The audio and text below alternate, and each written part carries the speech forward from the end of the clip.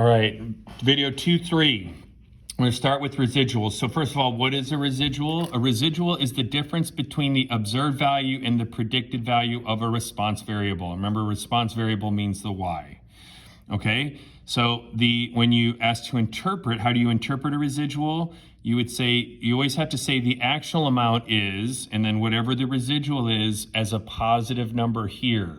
You can get a negative residual and you can get a positive residual, but if it's negative, you'll still write the number as a positive number, but then say below. All right, the expected value. But you always start with the actual and then compare that to the expected. You cannot go the other direction. You will interpret it incorrectly. All right, so this is actually this is a good test question, just like this. So it'll say calculate and interpret the residual for a can that was tapped 4 seconds and had 260 milliliters of soda remaining. So this is going back to the last video and talking about the tapping can. Okay, and then I already went ahead and put in the equation. So the first thing you need to do is to find the expected value for 4 seconds of tapping. And you have to write the response variable with the hat on it. So soda hat equals, and then the equation with the number you're subbing in. So 4 seconds, and we get 259.212 milliliters. So we were expecting 259.12 milliliters. Okay, we got 260. We got more than we were expected. We'll have a positive residual. So you take the observed value minus the expected value to get the residual. That's the value of the residual, and then we interpret it. So the actual amount of soda left is 0.88 milliliters above or more than the predicted amount of soda left after tapping for 4 seconds. Okay, make sure you can do the interpretation really good, and you're gonna make sure you get all your context in there as well. But if we ask you to calculate and interpret a residual, you will do the expected and then find the residual, and then you interpret the residual. It's a 3-step process. Not exactly like state, do, conclude, but those are the three things that you'll need to do. All right. So the next thing is to plug in equation into a calculator.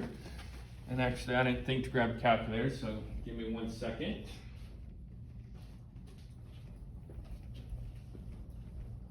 A little dead time is never going to hurt anybody, I don't think.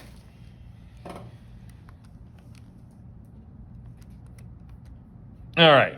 So this one even already has my data plugged in, and if you're trying to follow along and you have a calculator, you can just push pause and type in the data, and we're trying to use the amount of carbs to see if we can predict the amount of fat in a McDonald's beef sandwich, and then we have the information from previous ones when we did McDonald's beef sandwiches. All right, so I got L1 and L2, and then we've done linear regression in algebra before, so this is one of the things you should actually be okay on, but you go stat, calculate. Now, linear regression AX plus B, that's algebra. And you can answer the question like that, free response, it's fine. But I'm going to go ahead with the stats way of doing it, which is down to number 8. Then you hit enter many more times, and then it gives us the equation.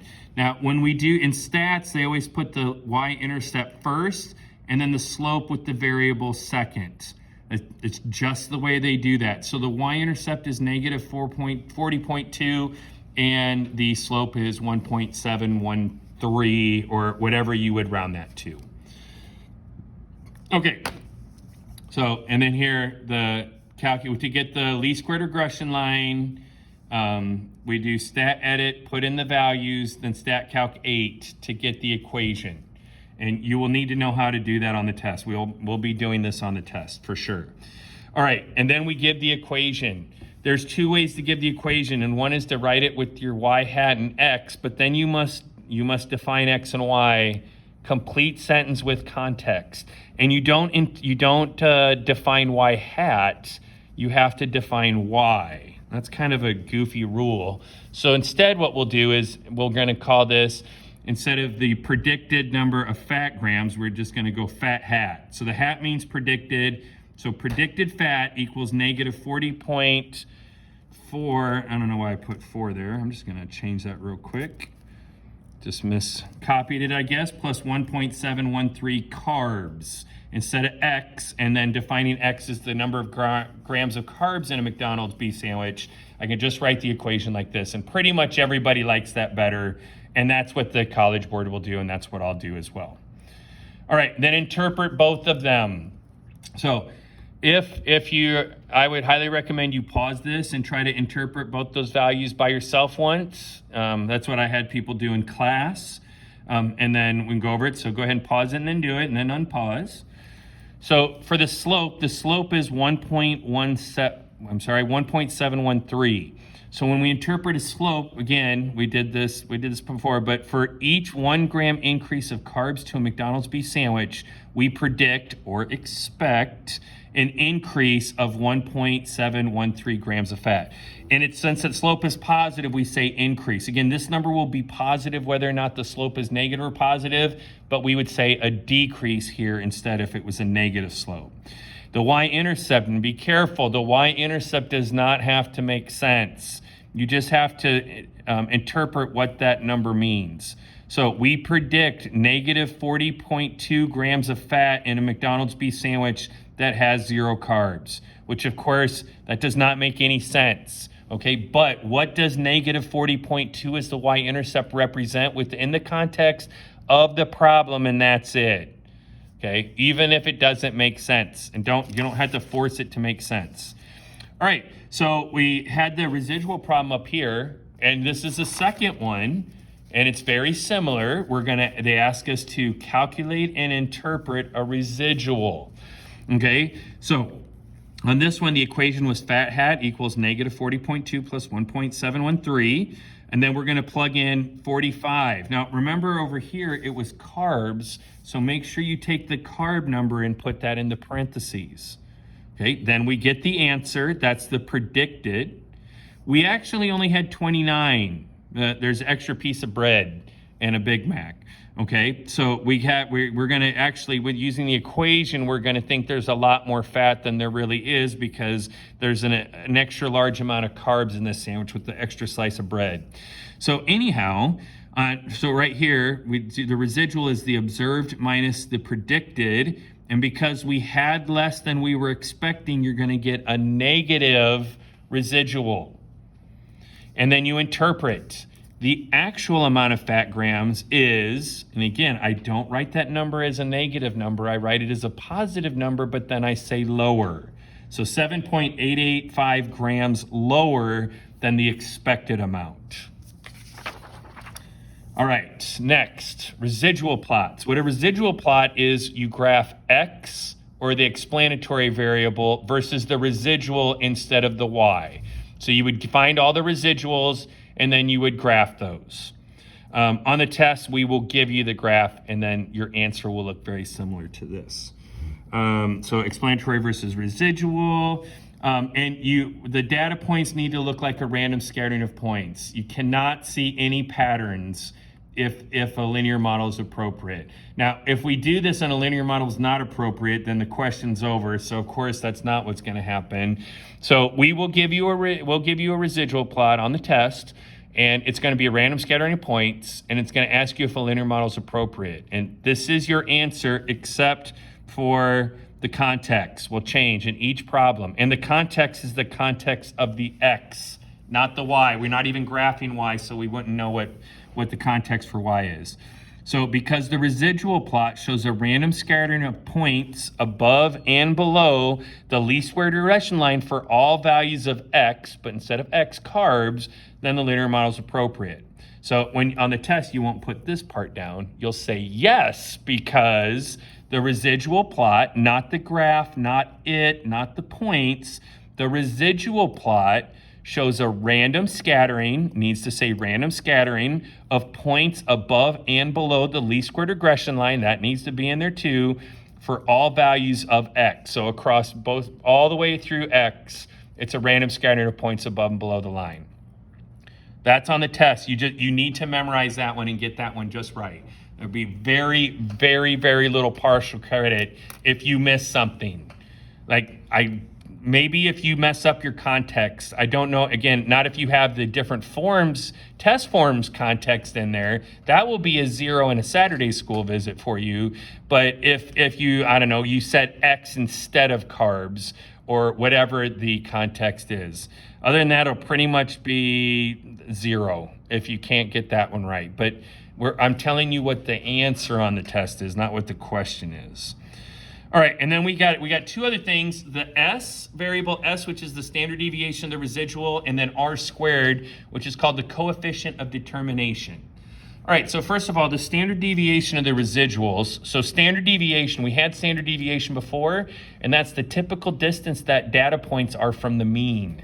Well, this one, we're not comparing it to the mean. We're doing the standard deviations of the residuals. So that's the typical distance that the points are from the least squared regression line, not from the mean.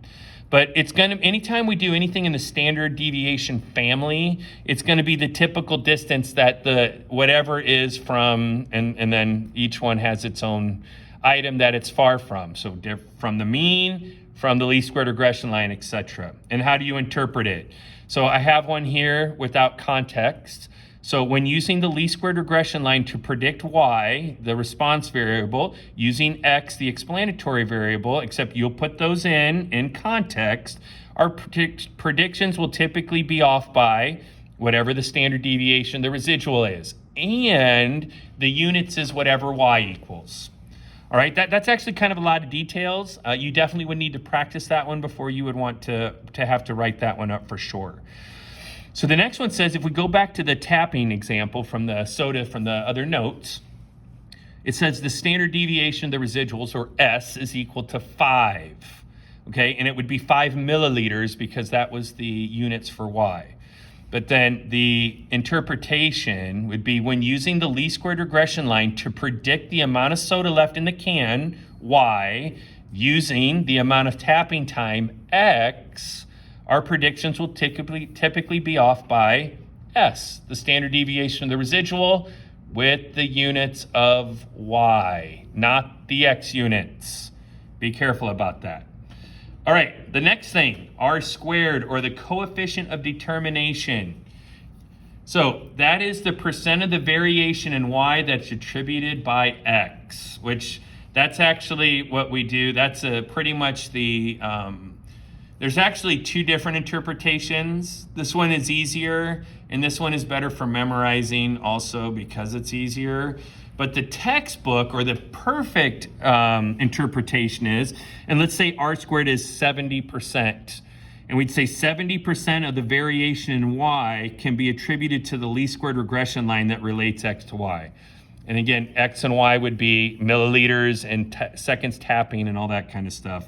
But I like this one better. It's a little shorter. And the College Board definitely uses this wording, especially on multiple choice questions.